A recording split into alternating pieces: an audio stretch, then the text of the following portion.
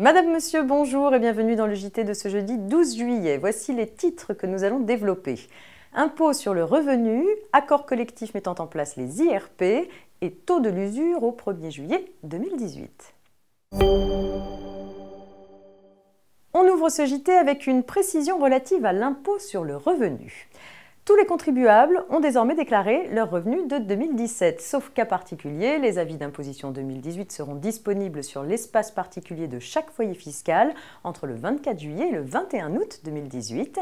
Les personnes qui ont opté pour ne plus recevoir un avis d'imposition papier en seront informées par mail. Celles qui ont choisi de conserver un avis papier le recevront par la poste entre le 23 juillet et le 3 septembre 2018. Pour rappel, chaque avis d'imposition mentionne le taux personnalisé de prélèvement à la source qui s'appliquera au foyer fiscal à partir du 1er janvier prochain. Qu'ils soient déclarants papier ou en ligne, les contribuables qui souhaitent bénéficier d'un taux individualisé dans leur couple ou d'un taux neutre doivent formuler une option en ce sens au plus tard le 15 septembre 2018. On s'intéresse à présent à l'accord collectif mettant en place les IRP.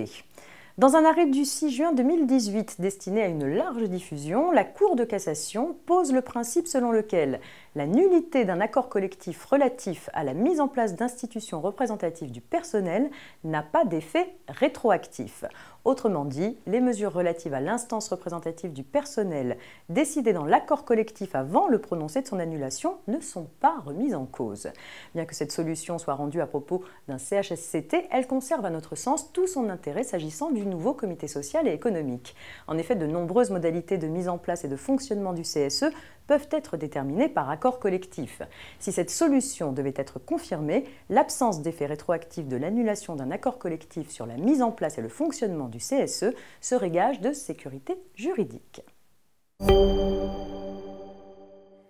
Et on termine cette édition avec le taux de l'usure au 1er juillet 2018. Pour rappel, le taux de l'usure est calculé en fonction des taux pratiqués par les banques au cours du trimestre précédent. Plus précisément, un prêt usuraire est un prêt consenti à un taux effectif global qui, au moment où il est accordé, excède de plus d'un tiers le taux effectif moyen pratiqué au cours du trimestre précédent par les établissements de crédit. Pour les découvertes qui sont accordées aux entreprises, personnes physiques ou personnes morales au cours du troisième trimestre 2018, le taux de l'usure est fixé à 13,77%. En pratique, cela signifie qu'une banque ne peut pas prélever des intérêts à un taux supérieur à 13,77% sur les découvertes consenties aux entreprises depuis le 1er juillet 2018. C'est la fin de cette édition, je donne rendez-vous demain vendredi pour un dernier JT avant le week-end. Très bonne journée à tous.